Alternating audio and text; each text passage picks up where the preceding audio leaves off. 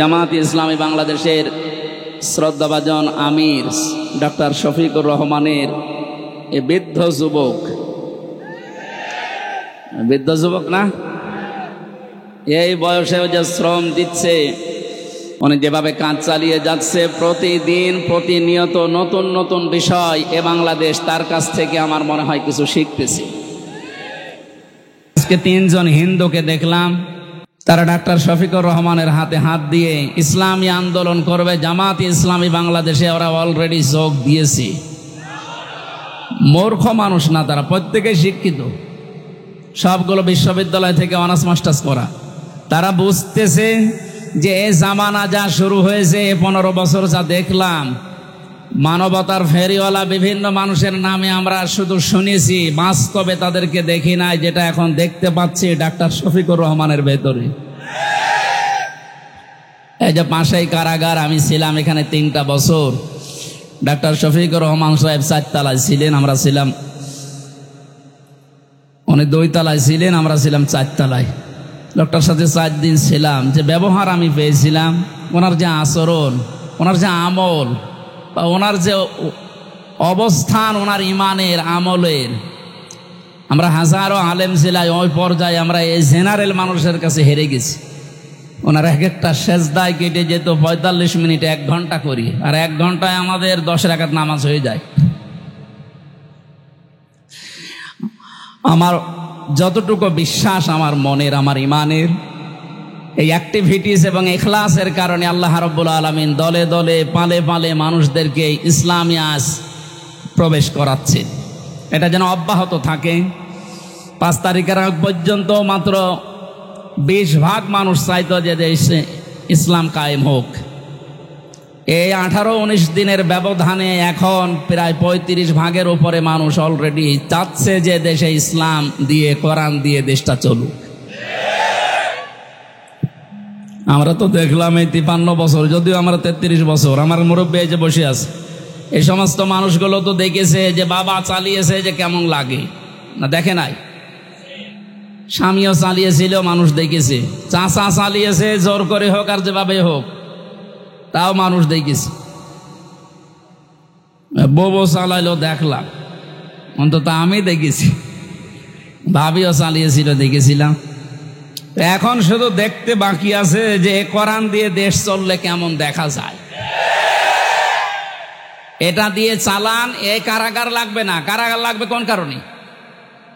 এটা দিয়ে চললে অপরাধ হলে যে সঙ্গে সঙ্গে বিচার হয়ে যাবে, অপরাধ শেষ। এখানে বছরের পরে বছর মানুষকে কারণে অকারণে আপনি আটকিয়ে বেকার কষ্ট দেবেন কোন কারণে? এই অবস্থায় ঐক্যের ডাক দিয়ে 75টার উপরে শুধু ইসলাম নিয়ে যারা দল করে, রাজনীতি করে এই দেশে, তাদেরকে সব এক জায়গায় করার চেষ্টায় আছে এবং সফলও হচ্ছে। এই কঠিন মুহূর্তে এখনো পর্যন্ত যদি ছোটখাটো বিষয়গুলো আমাদের ভেতর থেকে অহংকার, হিংসা, তাকাব্বুরি এবং মনের ভেতরে যে কালিমাগুলো আছে দূর করতে না পারি, আবার কোন সালেম এসে যদি চেপে বসে ও পাথর সরানো কিন্তু কিয়ামত হয়ে যাবে। একটা উদাহরণ পড়ছিলাম, একটা হোস্টেলে 100 জন ছাত্র থাকে। প্রতিদিন তাদেরকে নাস্তায় সিঙ্গাড়া দেওয়া হয়। সিঙ্গাড়া নাম শোনেননি? 20 জন এসে নালিশ দিয়েছে হোস্টেল সুপার যিনি আছে তার কাছে যে আমরা এই সিঙ্গাড়া আর খাবো না, আমরা অন্য কিছু চাই নাস্তায়। উনি চিন্তা করলেন একবারে তো হুট করে বন্ধ করা যায় না। সবাইকে ডাক দিয়ে বললেন, যে যা খেতে চাও কাগজে লিখে দাও। একবারেই 20 জন হাত তুলেছে যে আমরা সিঙ্গাড়া খাবো না। সিঙ্গাড়া খাবো না বলে যারা আদেশ দিচ্ছে বা আহ্বান জানাচ্ছে, এদের সংখ্যা মাত্র 20 জন। কয়জন এখনো বাকি আছে বলেন? এর ভেতরে হয়তো 16 জন লিখে দিয়েছে যে আমরা রোল চাই। 15 জন লিখে দিয়েছে হয়তো যে পাউরুটি কলা চাই। এভাবে দেখতে দেখতে শেষ পর্যন্ত দেখা গেল যে 20-এর উপরে আর পার হচ্ছে না। 20-এর বাইরে যারা ছিল তারা কি সংখ্যায় কম না বেশি? কত বেশি বলেন তো? 4 ভাগ, কত বেশি? এরপরেও কারোরটা পাশ হয়নি, হয়েছে কারটা? ওই 20 জনেরটা। ইসলামকে এদেশে যেন দাঁড় করাতে না পারে, সেই জন্যে ছোটখাটো বিষয় নিয়ে মানুষের ভেতরে মতভেদ তৈরি করার জন্য জেনারেল মানুষগুলো যা করে করুক, হুজুর ছাড়া, টুপিওয়ালা ছাড়া এরা যেন এক জায়গায় হতে না পারে। যদিও সংখ্যায় এরা একেবারে কম না, কম নাকি? আমার মনে হয় এদেশে আমরা যারা শুধু টুপি মাথায় দেয় আর কারো লাগার কথা না, শুধু টুপিওয়ালা মানুষগুলো যদি এক হয়ে যায় আর ওদের ষড়যন্ত্র যদি কাজে না লাগে, দায়িত্বে যিনি ছিলেন এতদিন 41 সাল টার্গেট দিয়েছিলেন, অতদিন লাগবে না, 41 ঘন্টায় দেশে ইসলাম দাঁড় হয়ে যাবে ইনশাআল্লাহ। আমি যে সিঙ্গাড়ার উদাহরণ দিলাম, 100 জনের মাত্র 20 জন চায়, 80 জন মানুষ থাকার পরেও তাদেরটা পাশ হয়নি। এই কারণেই এ বাংলাদেশের মুসলমানগুলো আজ আমরা যদি এক হতে পারতাম, এ 3 বছরে যে নির্যাতন, জুলুম, অত্যাচার শিকার আমরা হলাম, বিশেষ করে আলেমেরা, 76 জন আলেম আমরা এক জায়গায় ছিলাম, হেফাজত ইসলাম বাংলাদেশ সহ, চরমনায়ের কিছু মুরিদ ভাই সহ আমরা। একজন হিন্দু ছিলেন জেলার, এই লোকটা আমার সামনে একটা মুসলমানকে, দাড়িওয়ালা মানুষকে একটু মনে হয় কমান্ড মানে নাই, এই জন্যে লোক দিয়ে যেভাবে পিটিয়েছে, ওই সময় মনে মনে হচ্ছিল যে এদেশে 96 ভাগ মুসলমান আর মাত্র 4 ভাগ ওরা, আর কিভাবে পেটটা কোনো খুব বেশি বড় জিনিস না। মানি ছিল না, একদিন একটু হইচই হচ্ছিল, ওই বাইরে যেতে নিষেধ করেছে, উনি একটু গিয়েছে। প্রত্যেকটা এরিয়া তো ভাগ ভাগ করা আছে, একটু বের হয়েছিল রাস্তায়, যেভাবে মারধর করলো, নিচতলায় নিয়ে আটক করে, আবার এই যে ডান্ডা বেড়ি দিয়ে, মানে সহ্যের বাইরে এই অবস্থা তৈরি হয়েছিল শুধু আমাদের এই মতানৈক্যের কারণে। আল্লাহ রাব্বুল আলামিন ওই দৃশ্য যেন আর কোনোদিন আমাদের দেশে সামনে নিয়ে না আসে। আমরা যেন দেখতে পাই যে আল্লাহর এই কালাম দিয়ে আমাদের এই 56,000 বর্গ মাইল চলছে। আশপাশে যারা শত্রুতা করার, ষড়যন্ত্র করার দুঃসাহস দেখাচ্ছিল, ডক্টর মোহাম্মদ ইউনূসের এক ধমকে অনেকেই থেমে গেছে, কিন্তু তারা গোপনে চালাচ্ছে। তাদের তো পেছনে ভয় আছে 7 সিস্টার, যদি একবার ভেঙে যায়, ওরা যেমন বাংলাদেশ পাকিস্তান থেকে ভাগ করেছিল, এখন পাকিস্তান আর বাংলাদেশ মিলে ভারতকে টুকরা টুকরা করে ছাড়বে। শুরু হয়ে গেছে। আমাদের যেমন ছাত্ররা বিষয় এনে দিয়েছে, পাকিস্তানও মনে হয় কয়েকদিন পরে চলে আসবে ইনশাল্লাহ। এরপরেই দেখবেন ভারতও শুরু হয়ে গেছে। কোরআনের কথা শুনতে এসেছি, আমরা তাফসীর আকারে কথা বলবো, ওখানে লেখা আছে তাই। আল্লাহ পাক বলেন, তাহা মা আনজালনা আলাইকাল কুরআনা লিতাশকা। হে নবী, এ কোরআন আমি আপনাকে এই জন্যে দেইনি যে আপনি মার খাবেন। এ কোরআন এই জন্যে দেয়নি যে অন্য দেশের মানুষ আপনাকে পানি দিয়ে ডুবিয়ে মেরে ফেলবে না। লিতাশকার ব্যাখ্যায় আধুনিকভাবে যদি বলা যায়, দুঃখ কষ্ট সহ্য করার জন্যে, হুমকি ধমকি খাওয়ার জন্যে কোরআন আমি দেইনি। কোরআন দিয়েছি আপনি সবার উপরে থাকবেন। নবীজিকে যতগুলো নাম দিয়ে আল্লাহ ডাক দিয়েছিলেন, তার ভেতরে 2 নম্বরের নাম হচ্ছে তহা। ওনাকে আল্লাহ ডাক দিয়েছেন প্রথমে ইয়াসিন বলে। কি বলে বলেন তো? বলেন। তাফসিরে কাবীরে আল্লাহ পাক মুফাসসির যারা ইয়াসিন শব্দের তাফসীর করতে গিয়ে তারা দিয়েছেন ইয়া মানে হে, সিন মানে সাজ্জেদ। সাজ্জেদের ব্যাখ্যা করতে গিয়ে আল্লামা ফখরুদ্দিন রাজি রহমতুল্লাহ আলাইহি উনি 5টা বিষয় সামনে নিয়ে এসেছেন। মুফাসসির বলেন, সিন মানে আল্লাহ বুঝিয়েছেন সাজ্জেদুল আলামিন, সিন মানে সাজ্জেদুল বাশার, সিন মানে সাজ্জেদুল কাউনাইন, সিন মানে সাজ্জেদুল আম্বিয়া, সিন মানে সাজ্জেদুল মুরসালিন।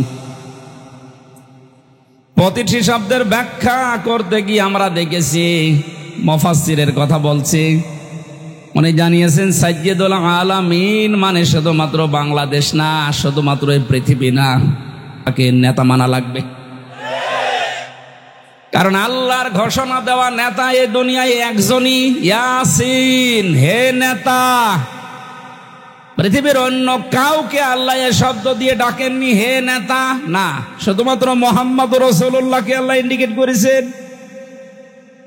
সাইয়্যিদুল আলামিন দিয়ে বোঝা যায় পৃথিবীর কোন জায়গা না, যে কোন গ্রহে যদি আপনি বাস করতে জানেন, তানাজ্জালুল আমরু বাইনাহুন্না, ওই সমস্ত জায়গায় আল্লাহর বিধিবিধান নাজিল হচ্ছে তাদের প্রয়োজনে।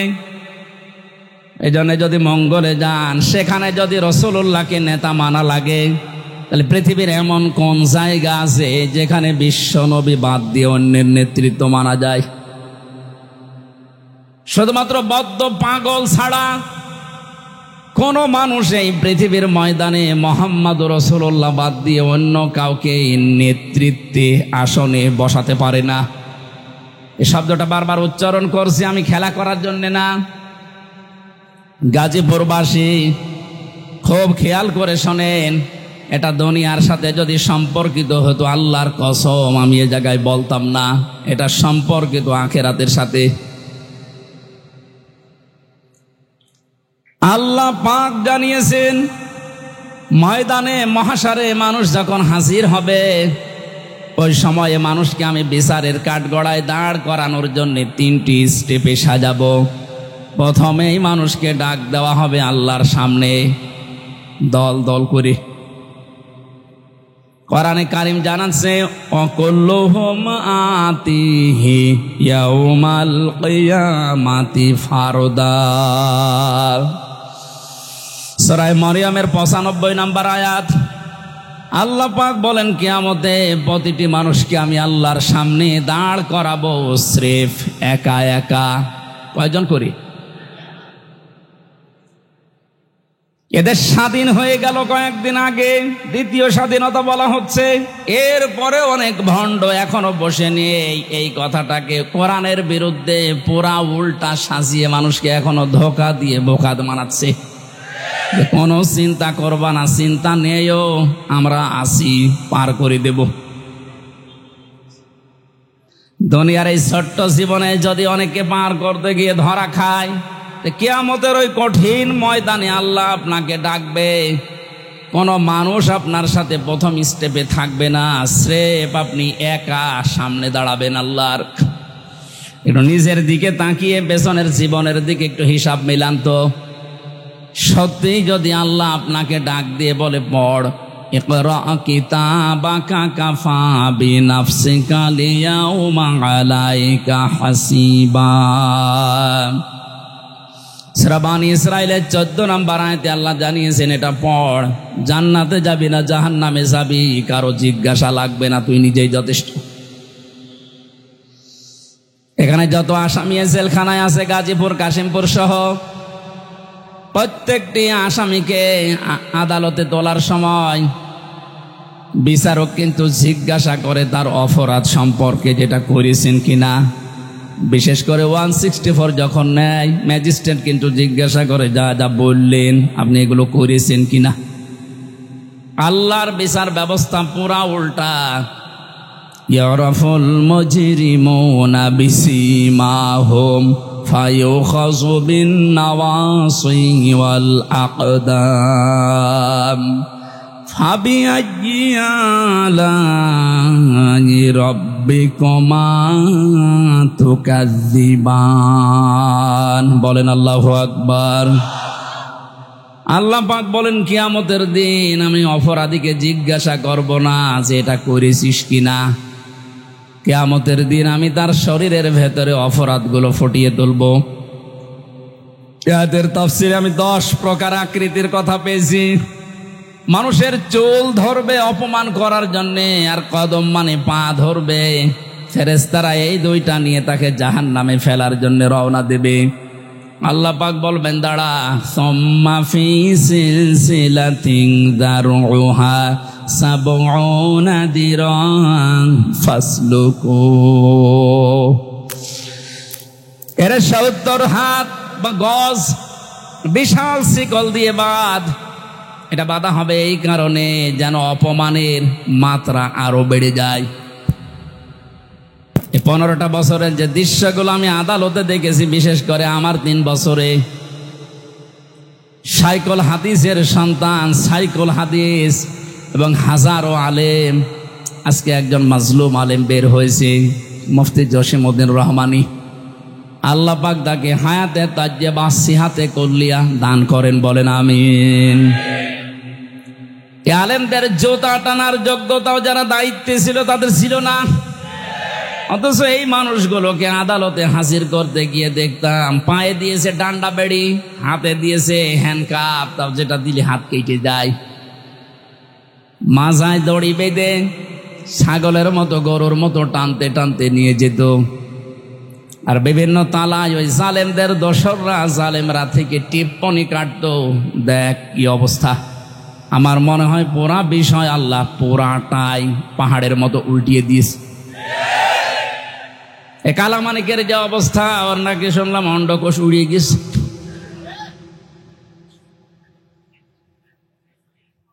এ শয়তানটা বিশ্ব নন্দিত মুফাসসিরে কোরআন শহীদ আল্লামা দেলাওয়ার হোসেন সাইদি রহমতুল্লাহ আলাইহি, তাকে ফাঁসি দেওয়ার জন্য যে গর্ববোধ করেছিল যে আমি তাকে ফাঁসি দিয়েছি,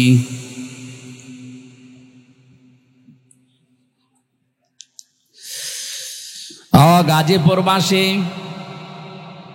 আমার তো মনে হচ্ছে এখন যে জালেমগুলোর ওপরে মানুষের ক্ষোভ, রাগ এবং বাস্তবতা যেটা দেখা যাচ্ছে, কেউ ডিম ছুঁড়ে মারছে, কেউ পানি মারছে, কেউ কিল ঘুষিত ফিরিয়ে আসে, এগুলো সব আমার যতটুকু ধারণা নবীর ওই হাদিস অনুযায়ী এটা আলেমদের বরদোয়ার ফল। বিশ্বনবী জানিয়েছেন ইত্তাকি দাওয়াতাল মাজলুম, পৃথিবীর মানুষেরা সাবধান, তুমি আর চাই করো না কেন মাজলুমের বরদোয়া থেকে নিজেকে বেশি বাঁচিয়ে রাখবা, কারণ এটা একটা কঠিন বিষয়। ফাইন্নাহা লাইসা বাইনাহু ওয়া বাইনাল্লাহি হিজাব, মাজলুম যদি বরদোয়া করে আর আল্লাহর মাঝে কোনো পর্দা, কোনো ফারাক থাকে না, সঙ্গে সঙ্গে কবুল হয়ে যায়। আমার মাথায় দড়ি দিয়ে যখন নিয়ে গিয়েছিল প্রথমে, এত অসহায় মনে হচ্ছিল নিজের কাছে যে আল্লাহ আমি কি করেছি। পায়ে দিয়েছে ডান্ডা বেড়ি, হাতের ভেতরে হ্যান্ডকাপ, মাজার ভেতরে সে এত মোটা মোটা দড়ি, 2-3 জন 4 জন পুলিশ হাত ধরে রাখে আর একজন টানতেছে, গরু টেনে নিয়ে যাচ্ছে। দুনিয়ায় যদি আল্লাহ এটা উল্টিয়ে দেখাতে পারে, আখিরাতের বিচার তো আলাদা।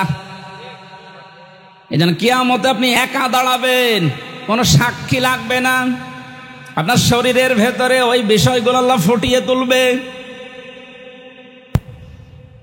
ফাম্মা মান উতিয়া কিতাবাহু বিয়ামিনি, আমল নামা যদি আল্লাহ হাতে দিয়ে বলে পড়, ডান হাতে যারা পাবে ফায়াকুলু হাউ মকরাউ কিতাবিয়া, নিজে আনন্দ পাবে আর মানুষকে বলবে দেখো কি সুন্দর রেজাল্ট আমি পেয়েছি। বাংলার মানুষেরা, পাশে যেহেতু কারাগার, হাজারো মানুষ এখন যারা আছে, আমি যেহেতু নিজের বাস্তবতা বলছি, হাজার হাজার মানুষ এই জেলখানায়, তো প্রায় এক জায়গায় 10,000 আছে, এখন মনে হয় আরো বেশি। এ মানুষগুলো এই মাগরিবের পরে, এশার পরে এদের অনুশোচনা শুরু হয়। সবাইকে উদ্দেশ্য করে বলছি, আমরা যে যা করছি দুনিয়াতে, কিয়ামতের ময়দানে বইটা হাতে দেওয়ার পরে পড়তে পারবেন তো। এজন্য নিজের ব্যক্তিগত জীবনকে আগে সংশোধন করা আরম্ভ করেন। আমি নিজের থেকে এখন শুরু করব। আমি যদি সত্যি এখনই মারা যায়, আমার এই 33 বছরের যে রেকর্ড আল্লাহ আমাকে দেখাবে, আমি যেন সম্মুখে পড়তে পারি, এরকম কাজ এখন থেকে আরম্ভ করব। জীবনের আসল সফলতায় তো ওইটা, ফামাং সুহসিহা আনিন নারি ওয়া উদখিলাল জান্নাতা ফাকাদ ফাজ।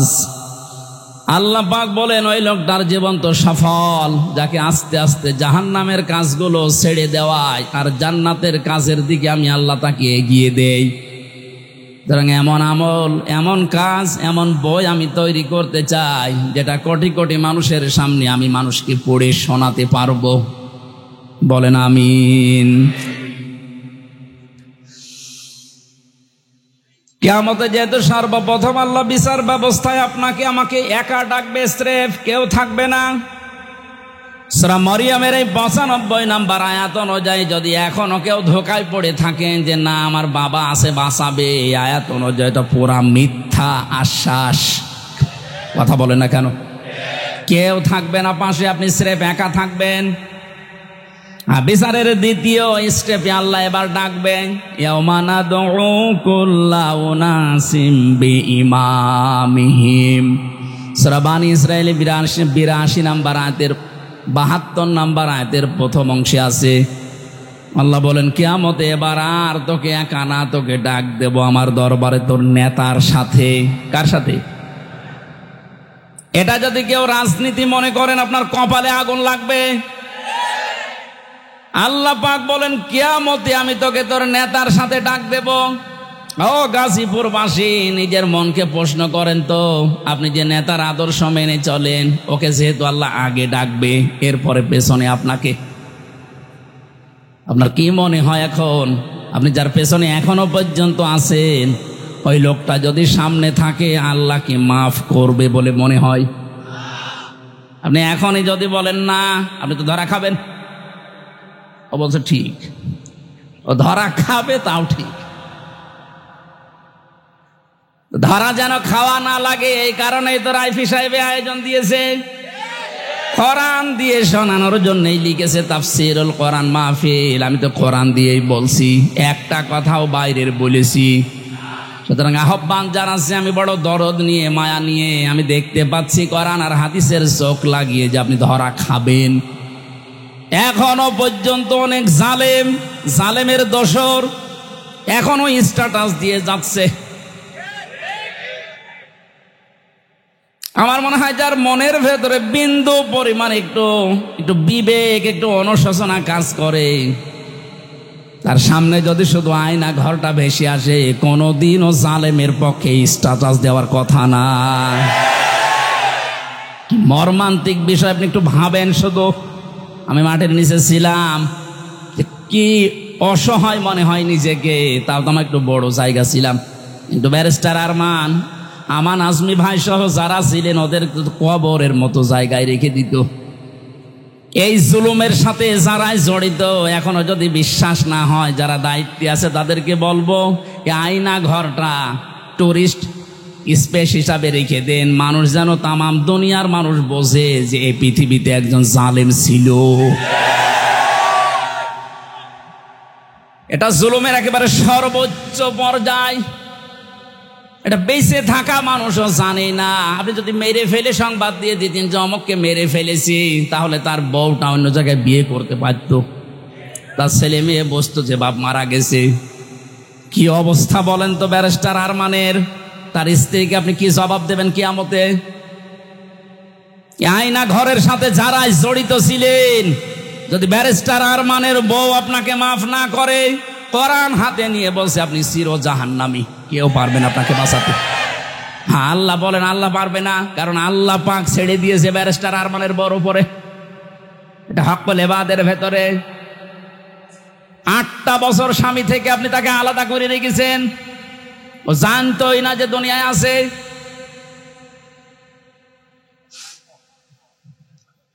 আমি কয়দিন থেকে আমার অবস্থা হালচাল শেষ হয়ে গেছে, আর সে 8টা বছর। এরপরও যদি কোনো মানুষ জালেমের পক্ষে কথা বলে, কি বলেন তো, বলে বিবেক কি বলে তার?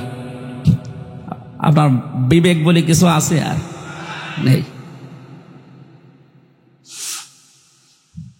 তো বাস্তব কথা বলছে, আপনি কিন্তু ধরা খাবেন, আমি দেখতে পাচ্ছি। এখনো আদর্শ ঠিক করেন। বহু মানুষকে দেখলাম কিচ্ছু হয়নি, এখন যেহেতু বাঁধ গিয়ে আসে, শুধু এইটা দিয়ে চললে কেমন দেখা যায় চর্মচোখে। আল্লাহ তুমি আমাদেরকে অন্তত তাড়াতাড়ি দেখার তৌফিক দাও যে কোরআন দিয়ে দেশটা চলছে।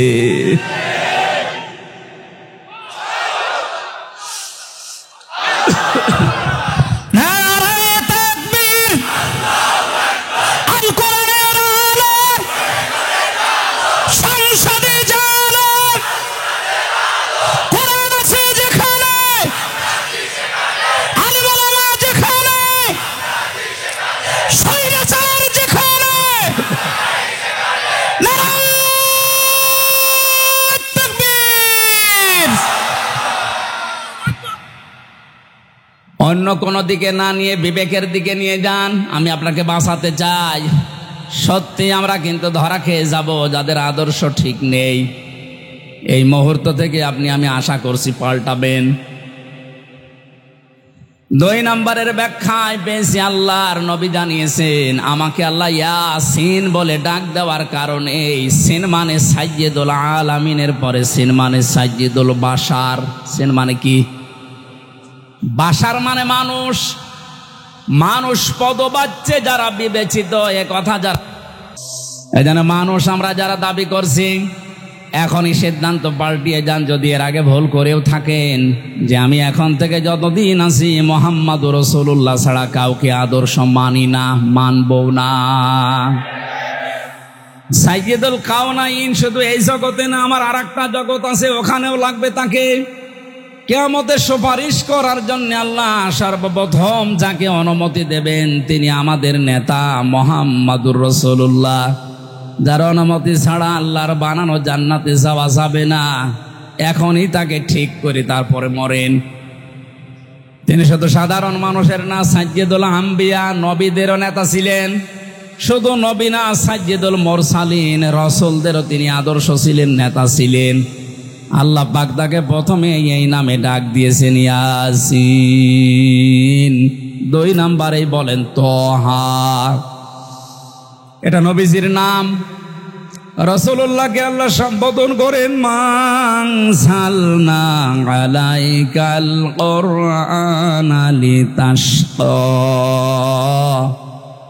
হে নবী, আপনাকে আমি কোরআনটা এই জন্য দেইনি যে আপনি অপমান হয়ে থাকবেন, অপদস্থ হবেন, না খেয়ে থাকবেন, বন্যার পানিতে ডুবেই মরে যাবেন না। কোরআন দিয়েছি এগুলো সব মোকাবেলা করার জন্যে। জোরে বলেন সুবহানাল্লাহ। এটা মোকাবেলা করার জন্য যদি কোরআন দিয়ে থাকেন তাহলে কোরআনকে ওই পর্যায়ে নিয়ে যাওয়া লাগবে যেখানে কোরআন গেলে চিন্তা থাকে না, দুঃখ থাকে না। ওয়ালা তাহিনু ওয়ালা তাহজানু ফামান তাবিআ হুদায়া ফালা খাউফুন আলাইহিম ওয়ালা হুম ইয়াহজানুন। আমার পাঠানো হেদায়েত যদি অনুসরণ করতে পারো, অনুসরণ করা যায় যেখানে গেলে ওই জায়গায় যদি নিয়ে যেতে পারো। প্রশ্ন আসতে পারো, অনুসরণ তো করি। হ্যাঁ, আজ আমাদের অনেকের ঘরে ঘরে কোরআন শরীফ আছে, কিন্তু যেখানে থাকা দরকার ওই জায়গায় না থাকার কারণে আজ হাজারো মানুষ জায়েজ জিনিস জায়েজ জানার পরও মানতে পারছি না। যেখানে গেলে জায়েজটা জায়েজ ভাবে মানা যায় আর হারামটা হারাম জানার পরে ছেড়ে দেওয়া যায়, এই জায়গায় কোরআনকে পৌঁছিয়ে দেওয়ার দায়িত্ব এখন আমাদের।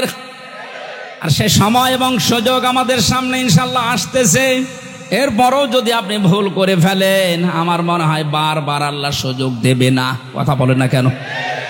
মান ক্বারাআল কুরআনা ফাস্তাযহারাহু, যে ব্যক্তি কোরআন পড়ে এবং কোরআনকে দাঁড় করানোর জন্য স্পষ্ট এজহার মানে বিজয় করা। এজহার মানে কি? কোরআনকে বিজয় করার জন্য যারা চেষ্টা চালায়, ফাহাল্লা হালালাহু ওয়া হারামা হারামাহু, এর হালালকে হালাল জেনে আঁকড়িয়ে ধরে, হারামকে হারাম জেনে ছেড়ে দেয়, আদখালাহুল্লাহুল জান্নাহ। হে নবী, আপনি বলেন আল্লাহ পাক তাকে জান্নাতে দিয়ে দিয়েছে। জান্নাতে দেবে না, জান্নাতে দিয়ে দিয়েছে। সুতরাং এমন একটা দেশ এখন কোরআনে কারিম দিয়ে গঠন করা দরকার যেখানে বসবাস করলে জান্নাতে যাওয়ার গ্যারান্টি পাওয়া যায়। হজ করতে যারা যান, এই যে মানুষগুলোকে আমি দেখেছি 16 সালে কি নিয়ে আসে মানুষ ওখান থেকে। আসার সময় হয় তসবিহ নেয়, পাথর নেয়, জায়নামাজ নেয়, আতর নেয়, আর বাকি কিছু কিছু জিনিস নিয়ে আসে, স্বর্ণ। ওখান থেকে নিয়ে আসার কথা ছিল কি, আরাফাতের ময়দানে অবস্থান করে যখন আবার আসতেছেন 9 তারিখে, মুজদালিফার যে ময়দানটা আছে, লক্ষ লক্ষ নারী পুরুষ খোলা আকাশের নিচে, কোনো অভিভাবক লাগবে না, একা একা শুয়ে আছে, পাশে যুবতী মেয়ে আছে। কোনোদিন কারো আজ পর্যন্ত সাহস হয়নি যে একটু তাকায়। কথা বলে না কেন? যেমন তেমন মেয়ে লোক না, বিশ্ব সুন্দরী যারা, তারাও শুয়ে আছে।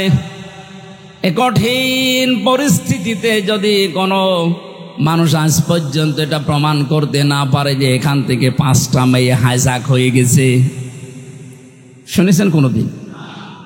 5টা মেয়ে সম্ভ্রম হারিয়ে ফেলেছে, শুনেছেন কোনোদিন? 5টা ধর্ষণের শিকার হয়েছে, শুনেছেন? আপনি এটা নিয়ে আসতে পারেন না। কোরআনের নিয়মটা থাকার কারণে যদি খোলা আকাশের নিচে মরুভূমির ভেতরে এত বড় একটা নিরাপত্তা গ্যারান্টি পাওয়া যায়, 56,000 বর্গ মাইল যদি এইটা দিয়ে চলে, পুরাটাই আমার মনে হয় আল্লাহ মুজদালিফার মতো নিরাপত্তা দিয়ে দেবে। এজন্য আমাদের আসল কাজ হবে এখন এইটাকে উপরে তোলার চেষ্টা চালাচ্ছে যারা, আল্লাহ তাদের এই চেষ্টার ভেতরে যেন ইখলাস আরো বাড়িয়ে দেন, তাদের শরীর স্বাস্থ্য আল্লাহ যেন সুস্থ রাখেন। সবাই বলেন আমিন। দরুদ পড়ছি, সালাম পাঠাচ্ছে আমাদের নবী মুহাম্মদুর রাসূলুল্লাহর উপরে, যিনি আর্থ মানবতার মুক্তির জন্য দুনিয়াতে এসেছিলেন। এখন তার আদর্শটা দিক বিদিক ছোটাছুটি করছে মানুষ, এই কারণে আমরা এখনো পর্যন্ত অসহায় হয়ে আছি দুনিয়ার ময়দানে। আল্লাহ যে উদ্দেশ্য নিয়ে তাকে পাঠিয়েছিলেন তাকে যদি আমরা ওইভাবে গ্রহণ করতে পারি, এখনো আমরা নেতৃত্বের জায়গায় যেতে পারবো ইনশাআল্লাহ। আল্লাহ যেন ওটা দেখার তৌফিক আমাদের দেন, বলেন আমিন। আজকের আমার আলোচনার বিষয় হচ্ছে ঈমান আনার কিছু শর্ত আছে। এখানে আর একটা আলোচনা আছে সামনে, ওখানে ঈমান নষ্ট হয়ে যায় কি করলে, ওই বিষয়গুলো আমি কোরআন আর হাদিস দিয়ে তুলে ধরবো। আজকের আলোচনার বিষয় ঈমান আনলেই না, আমরা যেহেতু ঈমান পাইনি, আমরা ঈমান এনেছি, এ কথাটা ঠিক হয়নি। আমরা ঈমান পেয়েছি না ঈমান এনেছি? হ্যাঁ, এটা ক্লাস চলছে, জবাব দেন তো ছাত্রের মতো। আমরা এখানে যারা আছি ঈমান কি এনেছি না ঈমান পেয়েছি? পেয়েছি। বাপ দাদা পূর্বপুরুষ মুসলমান ছিল, এসেছি ওই ঘরে, এই জন্য আমিও মুসলমান, আমারও ঈমান ওই পর্যায়ের। তো সাহাবা একরাম ঈমান পেয়েছিলেন না ঈমান এনেছিলেন? কোরআনে কারিমে আল্লাহ যে বারবার ডাক দিয়েছেন, ঈমান পেয়েছো যারা না ঈমান এনেছো যারা। ইন্নাল্লাযীনা আমানু, নিশ্চয় যারা ঈমান পায়, কি যারা ঈমান আনে। তাহলে ঈমান আনার বিষয়, ঈমান যদি কেউ আনতে চায়, বিশ্ব নবীকে আল্লাহ জানিয়েছেন, হে নবী তারা যেন আপনার কাছে আসে যারা ঈমান আনবে বলে 6টা বিষয় তাদেরকে জানাবেন, যে এই 6টা হচ্ছে ঈমান আনার শর্ত। সূরা মুমতাহিনার 12 নম্বর আয়াতে আল্লাহ এই দলিলগুলো দিয়েছেন। বিশ্ব নবীর কাছে যে মেয়েরা আসতো বায়াত নেওয়ার জন্যে, নবীজি জানিয়েছিলেন পর্দার আড়ালে বসো, তোমাদেরকে আমি বায়াত দিতে রাজি আছি, কিন্তু 6টা বিষয় ওয়াদা করে যাও যে জীবনে কোনোদিন করবা না। আর যারা দায়িত্বে আছেন, উপদেষ্টা মণ্ডলীতে যারা আছেন, কয়েকজন মাত্র হিন্দু, বাকি সবই যেহেতু মুসলিম। আর ধর্ম উপদেষ্টায় যিনি আছেন তিনি বিশিষ্ট একজন আলেম, ডক্টর আফামা খালিদ সাহেব সহ যারা মুসলমান আছেন, তাদের এই মুহূর্তে ঈমানের দাবি হবে এই দেশে কোরআনে কারিমের এই যে নিয়ম নীতি, সূরা মুমতাহিনার 12 নম্বর আয়াতে আল্লাহ যেভাবে বলেছেন যে ঈমান আনতে হলে এই 6টা বিষয় মানতে হবে। আমার মনে হয় ওনারা 3 মাস টার্গেট নিয়েছেন, 3 মাসের ভেতরে এই 6টা যদি প্রতিষ্ঠা করা যায়, যেখানে বাংলাদেশ যাওয়ার কথা চলে যাবে। এই 19-20 দিনের অবস্থার পরিবর্তন দেখছেন না? এর আগেও তো বন্যা হয়েছিল, তারপরেও তো এখনো পর্যন্ত একটা নিয়ম নীতিও আমরা কোরআন থেকে পাইনি, শুধু চলার চেষ্টায় আছে। ওই সময়ের বন্যায় ব্যক্তিগতভাবে কিছু মানুষ কিছু করত, আর যারা দায়িত্বে ছিল তারা লোক দেখানোর জন্য কিছু করেছিল। কিন্তু এই 20-22 দিনের, বিশেষ করে এই 7-8 দিনের বন্যায় যা দেখতে পাচ্ছি, একটা ফকির ভিক্ষা করে 300 টাকা পায়, সেখান থেকে 20 টাকা বন্যার্থদের জন্য দিয়ে দিচ্ছে। সুতরাং দেশের মানুষের মন আছে, যেভাবে মন তৈরি হচ্ছে, এই 6টা যে এখানে আল্লাহ আলোচনা দিলেন, এটা এখন সামনে নিয়ে আসা লাগবে। বায়াত শব্দটা আল্লাহ এখানে দিয়েছেন, কোরআনে কারিম জানাচ্ছে ইয়া আইয়ুহান নাবিয়্যু ইযা জাআকাল মুমিনাতু ইউবাইয়ুনাকা। হে নবী, মুমিন নারীরা যখন আপনার কাছে আসবে, যারা ঈমান আনতে চায় যে আমি মুসলমান হব, আমি ঈমানদার হব, আপনার কাছে যারা বায়াত নিতে চায়, আপনি তাদেরকে 6টা বিষয় পরিষ্কার করবেন যে তোমরা মানবা কিনা বলো। যদি এই 6টা বিষয় তারা গ্যারান্টি দিতে পারে, তারা আমি আল্লাহকে গফুর আর রহিম হিসাবে পাবে। বলেন আল্লাহু আকবার। দেখেন তো, আমরা যারা ঈমানদার বলে দাবি করেছিলাম, এখনো করছি, সামনে করবেন, এই 6টা বিষয় আমরা মানতে পারি কিনা। 1 নম্বরে আল্লাহ ঘোষণা দিয়েছেন, আল্লাহ ইউশরিকনা বিল্লাহি শাইআ। হে নবী, তাদেরকে জানান তোমরা দুনিয়ার যাই করো না কেন, শিরিক করবা না আল্লাহর সাথে, অংশীদার স্থাপন করাবা না, তার সাথে পার্টনারশিপ করা যাবে না। এই কথাটা যেহেতু পৃথিবীর যত জাতি আছে মুসলমান বাদ দিয়ে সবার বিরুদ্ধে যায়, এই জন্য আয়াতের ব্যাখ্যা করলে দুনিয়ায় মুসলমান বাদ দিয়ে যত জাতির লোকেরা আছে তারা আমাকে শত্রু মনে করে। এটা আল্লাহর সাথে পার্টনারশিপ করা, শিরিক করা, এটা শুধুমাত্র মুশরিকরা করেছে তা না, দুনিয়ায় যত জাতি আছে সব আল্লাহর সাথে শরীক করে ফেলেছে। সেটা ইহুদি হোক, খ্রিস্টান হোক, বৌদ্ধ হোক, মুশরিক হোক, কথা বলে না কেন? নবীর ঘোষণা ছিল, আল্লাহ পাক জানিয়েছেন আপনার কাছে যারা আসবে তারা যেন শিরিক না করে, এইটার গ্যারান্টি দিতে বলেন। আমরা এই শিরকুন শব্দের ব্যাখ্যা পড়েছি, শিন র কাফ।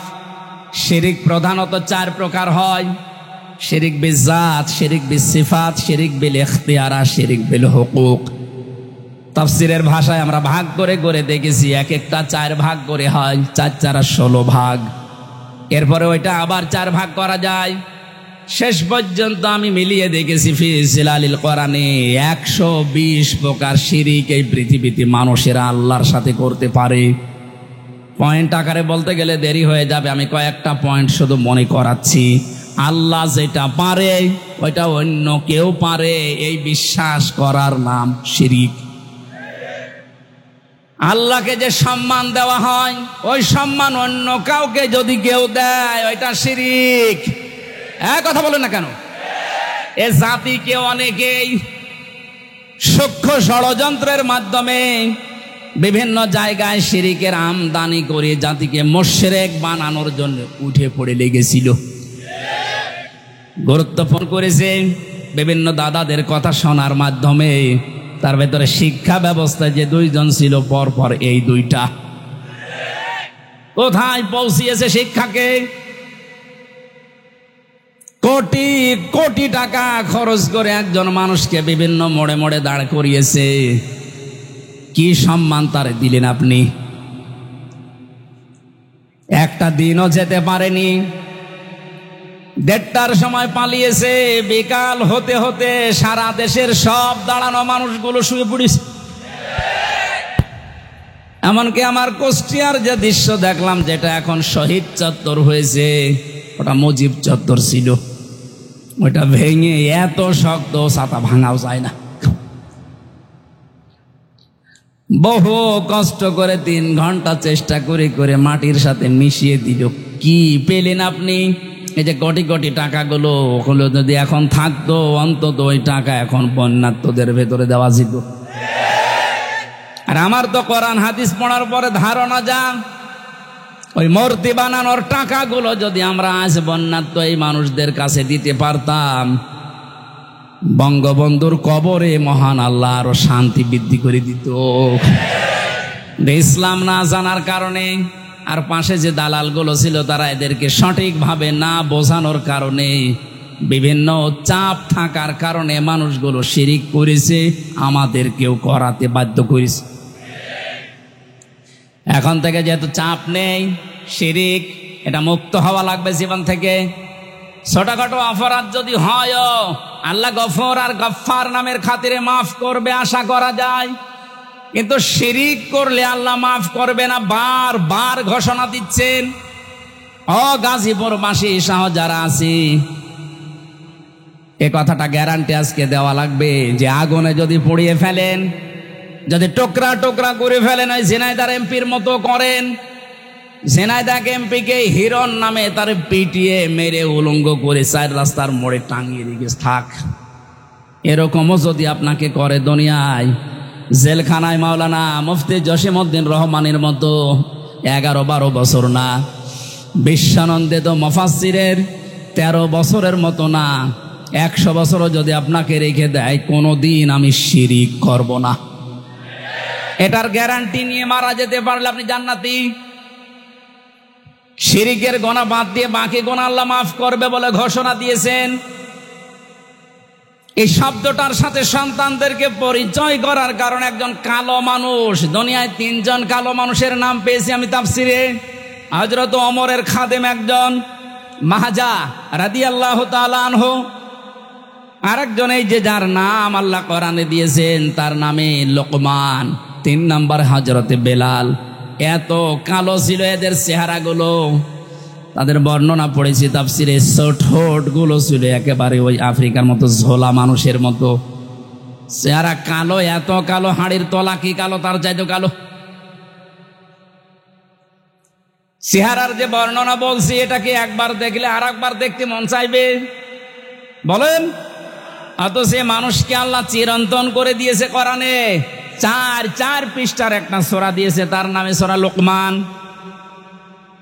তিনি কি করেছিলেন এত দুনিয়ায়, তার পুরা জীবনে আমি পড়ে দেখেছি, সর্বপ্রথম তার কাজ ছিল তার সন্তানকে তিনি ডাক দিয়ে এই শিরিকের বিষয়ে আল্লাহর সাথে পরিচয় করিয়েছিলেন। وَإِذْ قَالَ لُقْمَانُ لِابْنِهِ وَهُوَ يَعِظُهُ يَا بُنَيَّ لَا تُشْرِكْ بِاللَّهِ إِنَّ الشِّرْكَ لَظُلْمٌ عَظِيمٌ। স্মরণ করো ওই সময়ের কথা যখন হযরত লোকমান তার আদরের সন্তানকে ডাক দিয়ে বলেছিলেন, হে আমার আদরের সন্তান, তুমি কখনো আল্লাহর সাথে শিরিক করবা না, শিরিক হচ্ছে বড় জুলুম। বাংলার মুসলমানেরা, আমাদেরও এখন উচিত হবে আমাদের আদরের ছেলে মেয়েদেরকে হযরত লোকমানের মতো যদি আল্লাহর সাথে শিরিকের এই বিষয়গুলো 120 প্রকার আছে, এ পয়েন্ট আকারে ধরে ধরে তাদেরকে যদি বোঝাতে পারেন, আপনাকেও আল্লাহ লোকমানের মতো চিরন্তন করে দেবেন। এইটাকে বাইপাস করে আমার সন্তানকে মুশরিক বানানোর জন্য যারা উঠে পড়ে লেগেছিল, আল্লাহ এখন নিজে তাদের শাস্তি দিচ্ছে। কারণ আল্লাহ সব সহ্য করে, শিরিক সহ্য করে না। এই জন্য পৃথিবীতে মুশরিকদের কোনো উন্নতি হয় না, কারণ ওদের প্রতি আল্লাহ নিজে লানত দিয়েছেন, সূরা জুমারে আছে। এত কঠিন কঠিন কথা শিরিকের বিরুদ্ধে আল্লাহ কোরআনে দিয়েছেন। শিরিক করা মানুষের জন্য আল্লাহর বানানো জান্নাত হারাম, এমনকি তাদের কোনো সাহায্যকারীও থাকবে না। এজন্য বাংলার মুসলমানের এই বিষয়টা খুব সতর্ক হওয়া লাগবে। আর যাই করি জীবনে যেন আমরা শিরিক না করি।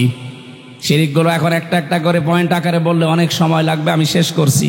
আপনারা একটু তাফসিরে ইবনে কাসির এই আয়াতে পাওয়া যায় শিরিক, এর ব্যাখ্যা দেওয়া আছে। আর ফি জিলালিল কোরআনে 2 নম্বরে চুরি করবেন না, ওয়ালা ইয়াসরিকনা, চুরি করা যাবে না। এখন যারা দায়িত্বে আছে, সামনে যারা আসবে, এটা একটু কঠোর হওয়া লাগবে যে চুরি এই শব্দটা যেন এদেশে না থাকে। এদেশ এমনি দাঁড়িয়ে যাবে। বরং যারা চুরি করেছে, চুরি করে বাইরে যারা টাকা পাঠিয়েছে, ওই টাকাগুলো যে কোনো ভাবে এদেশে নিয়ে আসা লাগবে। যদি দিতে না চায়, তাদের যা আছে এই দেশে স্থাবর অস্থাবর, এমনকি তাদের স্ত্রী সন্তান হলেও এই দেশের খেদমতে লাগানো লাগবে। কারণ চুরি করা টাকা দিয়ে এতদিন বাহাদুরি করেছিলেন, এবার বোঝেন ঠেলা। রাষ্ট্রীয় নিয়ম নীতি ছাড়া যেহেতু সম্ভব না, এই আইনটা যেন পাশ না হয়, এই জন্য বহু মুশরিক এই দেশে চেষ্টা চালিয়েছিল, এমনকি আয়াতকে তারা বর্বর আইন বলে ঘোষণা দিয়েছে। এখন যারা সামনে যাবে তারা যেন এটা একটু মেনে নেওয়ার চেষ্টা চালান। ওয়ালা ইয়াজনিনা, জিনা করা যাবে না। আজ বাস্তবতা পুরো ভিন্ন দেখছি। এত ভালো মানুষ মনে করতাম যাদের, তারা অন্যের বউ নিয়ে রাত কাটিয়েছে। আরে দরবেশ, এত বড় দাড়ি, আর অন্যের বউ জোর করে তালাক দিয়ে নিজের কাছে নিয়ে এসেছে। বলেন সুবহানাল্লাহ। দরবেশের যদি এই হয়, বাকি যেগুলো নমো, এদের চরিত্র কোথায় গিয়ে পৌঁছিয়েছে? আর এরা আলেমদের বিরুদ্ধে ধর্ষণ মামলা দেয়।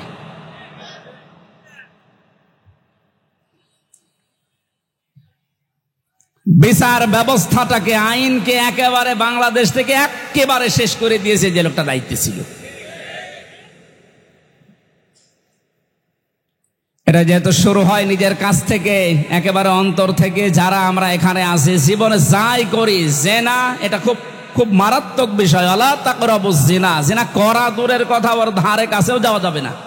ওটা দিয়ে যেটা আরম্ভ হয়, যে মাধ্যমগুলো দিয়ে, ওই মাধ্যমগুলো এখন কন্ট্রোল করা দরকার। যে সমস্ত বিষয়গুলো উন্মুক্ত আছে, এগুলো কন্ট্রোলে নিয়ে আসা দরকার। বিশেষ করে যিনি দায়িত্বে আছে, এখন মনে হয় নাহিদ ইসলাম আছে না, উনি যেন আরো শক্ত হন। কারণ মানুষের চরিত্রই যদি না থাকে, তে কি আছে বলেন? এরপরে আল্লাহ জানিয়েছিলেন সন্তান হত্যা করা যাবে না, অপবাদ দেওয়া যাবে না। এর ভেতরে 3টা পয়েন্ট আমি তাফসীর থেকে পেয়েছিলাম। শেষ করবো না, চলো। হ্যাঁ,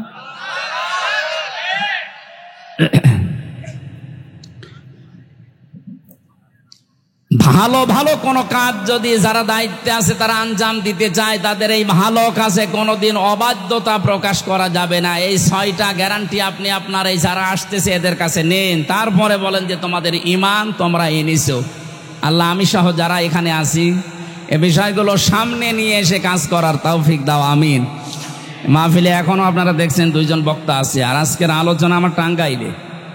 ভাই যে জানি, আমি তো জানি না যে এখানে মাহফিল আছে।